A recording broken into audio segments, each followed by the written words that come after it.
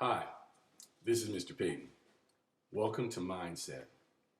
Today's question is, who are you with? Part two.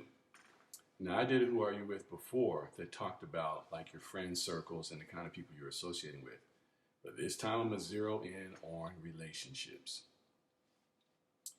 As a parent of a very young daughter, but also as a teacher of many years and coach, we as adults like to hope that our kids aren't going to start dating until they're like in high school and all that stuff, but you can forget about it. It's happening. These kids are calling each other boyfriend and girlfriend in second grade. And obviously that's not all that significant. Where they become significant is when they start to get to middle school, because I'm on the ground floor. I see it on campuses. A lot of the dating is just peer pressure. It's just someone saying, hey, you should ask her out. Or you should go over there and kiss them or hug them and all these kinds of things. And you see it play out on a real, like in real time. And you see the angst on the kid's face. It's funny. The people where you see the most, I would say, anxiety and apprehensions in the boys. Because we know the boys are just not ready. They're not there emotionally. They're not there psychologically. And so they're very, I don't know, they're afraid. They look terrified. But once we get past the idea that there's just a lot of social stuff, those relationships last like 2 weeks. The problem is the impacts, whether they go well or not, can last forever. And so, again, this is what I do for a living. I spend a lot of time with middle school kids, high school kids, and some college kids. What I try to talk to them about is, like, is this somebody who is going to get you where you're trying to get to, or is it just somebody that you think is cute? And you might say, well, really, you're having that conversation with middle schoolers? Yes, because it is happening. And so I have to meet them where they're at. Now, you might think, well, okay, that's one thing, talking to middle school kids. Well, high school, college, adults.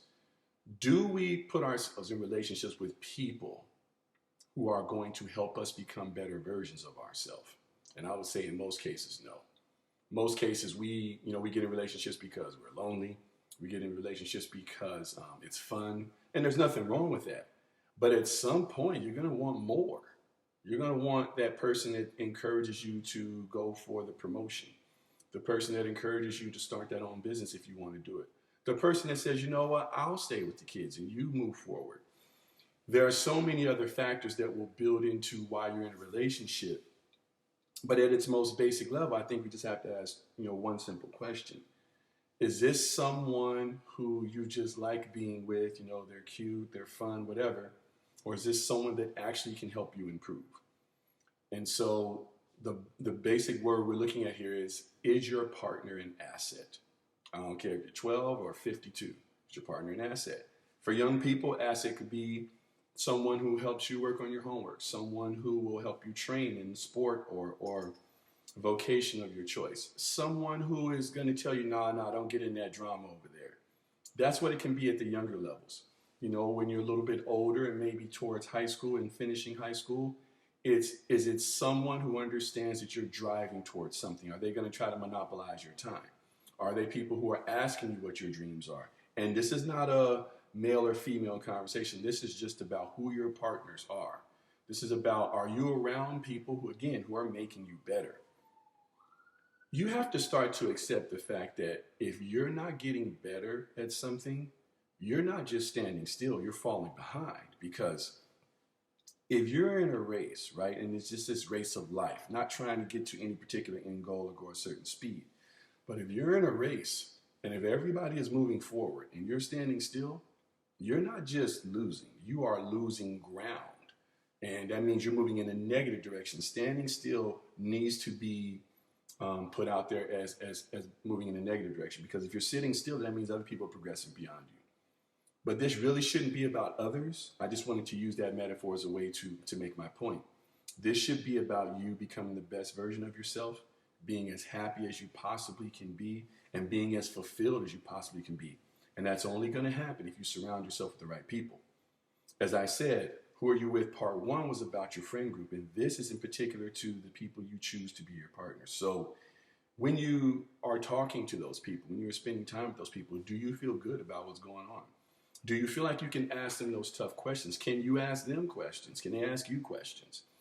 There are so many things that you need to consider, but the least of them should be their social standing, their looks, how cool they are, how cool you look as a couple, because that is a recipe for a disaster. And you can talk to any number of adults who will tell you that that's how a lot of relationships start.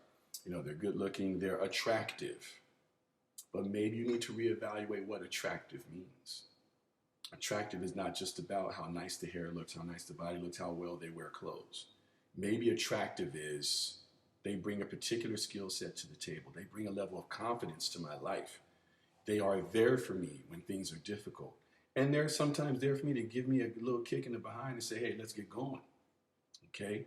So as we kind of close this up and wrap up this conversation about who are you with, whether it's part one or part two, whether it's your friend group or your partner that you spend the most time with, make sure it's somebody who is going to help you get the best out of who you are and what you do.